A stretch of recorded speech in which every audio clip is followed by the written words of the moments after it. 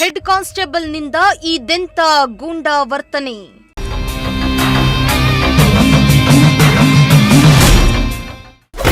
Auto ಚಾಲಕನಿಗೆ ಲಾಠಿಯಿಂದ ಹೊಡೆದು ದೌರ್ಜನ್ಯ.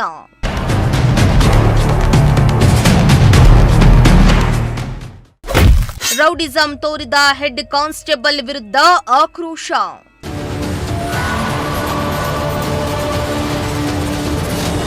ಸಮಾಜವನ್ನ ರಕ್ಷಣೆ ಮಾಡಬೇಕಾದ ಪೊಲೀಸರೇ ರೌಡಿಸಂ ರೀತಿ ವರ್ತನೆ ಮಾಡ್ತಾ ಇದ್ದು, ಕಾನೂನು ಪಾಲಕರೇ ಹೀಗಾದ್ರೆ ಹೇಗೆ ಕತೆ ಎಂಬ ಪ್ರಶ್ನೆ ಎದ್ದಿದೆ.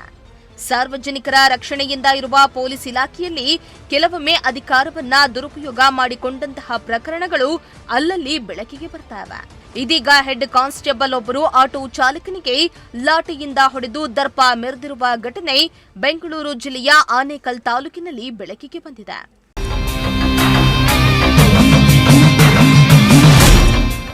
ಹೌದು, ಆಟೋ ಚಾಲಕನ ಮೇಲೆ ಹೆಡ್ ಕಾನ್ಸ್ಟೇಬಲ್ ಒಬ್ಬರು ದೌರ್ಜನ್ಯ ಎಸಗಿದ್ದು, ರೌಡಿ ಪೊಲೀಸ್ ವಿರುದ್ಧ ಆಟೋ ಚಾಲಕರು ಆಕ್ರೋಶ ಹೊರಹಾಕಿದ್ರು.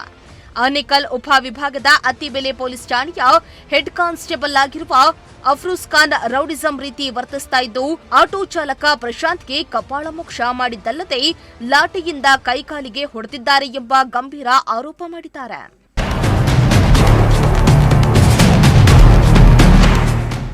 ಇನ್ನು ಆನೇಕಲ್ ಉಪವಿಭಾಗದ ಅತ್ತಿಬೆಲೆ ಪೊಲೀಸ್ ಠಾಣೆಯ ಗುಡ್ಡಹಳ್ಳಿ ಬಳಿಯ ರಸ್ತೆಯಲ್ಲಿ ಹೆಡ್ ಕಾನ್ಸ್ಟೇಬಲ್ ಅಫ್ರೋಸ್ ಖಾನ್ ಆಟೋ ಚಾಲಕ ಪ್ರಶಾಂತನನ್ನ ತಡೆದು ಮನಬಂದಂತೆ ಹಲ್ಲೆ ನಡೆಸಿ ದೌರ್ಜನ್ಯ ಎಸಗಿದ್ದಾರೆ ಎಂದು ಗಂಭೀರ ಆರೋಪ ಮಾಡಿದ್ರು.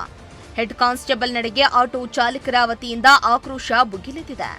ಇನ್ನು ಈ ಹಿಂದೆಯೂ ಹೆಡ್ ಕಾನ್ಸ್ಟೇಬಲ್ ಅಫ್ರೋಸ್ ಖಾನ್ ಪೊಲೀಸರ ಜೊತೆಗೆ ಕಿರಿಕ್ ಮಾಡಿಕೊಂಡಿದ್ದಾನೆ ಎಂದು ಹೇಳಲಾಗ್ತಾ ಇದ್ದು, ಇದೀಗ ಆಟೋ ಚಾಲಕನ ಮಧ್ಯೆ ಕಿರಿಕ್ ಮಾಡಿಕೊಂಡಿದ್ದಲ್ಲದೆ ಹಲ್ಲೆ ಮಾಡಿ ದರ್ಪ ಮೆರೆದಿದ್ದಾನೆ ಎಂದು ಆರೋಪಿಸಿ ಅತ್ತಿಬೆಲೆ ಪೊಲೀಸ್ ಠಾಣೆ ಬಳಿ ಆಟೋ ಚಾಲಕರು ಜಮಾಯಿಸಿ ಹಲ್ಲೆ ನಡೆಸಿದ ಹೆಡ್ ಕಾನ್ಸ್ಟೇಬಲ್ ಮೇಲೆ ಕ್ರಮಕ್ಕೆ ಒತ್ತಾಯಿಸಿದ್ದಾರೆ. Bureau report, Prajashakti TV, Bengaluru.